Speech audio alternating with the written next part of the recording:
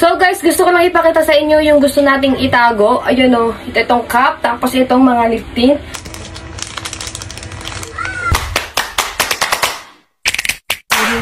Hello guys, so guys, meron tayong content for tonight's video guys. Meron lang akong ikikwento sa inyo.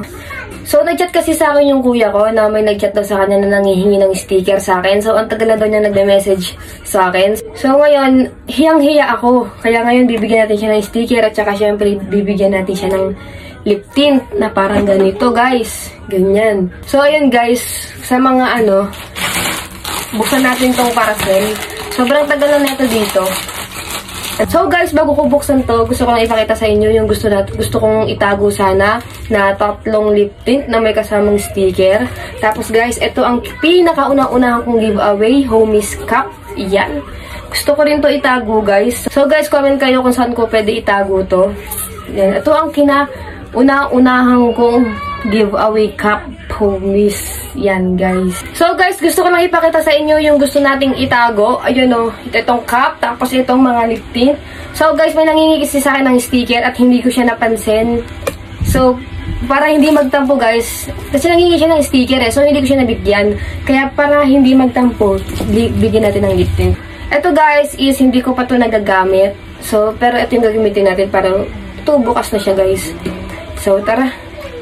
Una, buksan natin yan.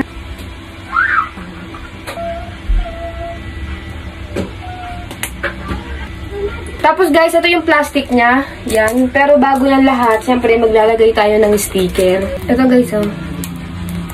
Kaso sobra siya, pero gugubitin natin siya. At dito naman mga ka-homies, tinatanggal ko nga yung sticker dyan para nga idikit sa may lip tint. Tapos pagkatapos nga yan, ididikit nga natin din dyan yung plastic. So mga ka-homies, gugupitin ko nga dyan yung plastic para naman kapag binuksan yung plastic, hindi rin matanggal yung sa may katawan niya. Kaya nga yan, pinutol ko siya. At ipapasok nga natin siya sa may katawan at ibablower natin siya para nga dumikit mga ka-homies. So pagkatapos na yan mga ka-homies, yung uluhan naman niya ang ating paplastikan. Yung takip naman siya mga ka-homies. Para nga kapag tinanggal yung plastic dyan mga ka-homies ay hindi masama yung sa katawan. At makikita ko sa inyo yung ako ipag-giveaway mga ka-homies. Yung lip tint na yan at may mga kasamang sticker. Comment kayo kung saan ko to pwede itago. So guys, gusto ko lang ipakita sa inyo yung gusto nating itago. Ayun o, itong cup, tapos itong mga lip tint. Gusto ko rin to itago guys. So guys, comment kayo kung saan ko pwede itago to. Yan. Ito ang kinauna-unahan kong giveaway cup, Homies. Yan guys.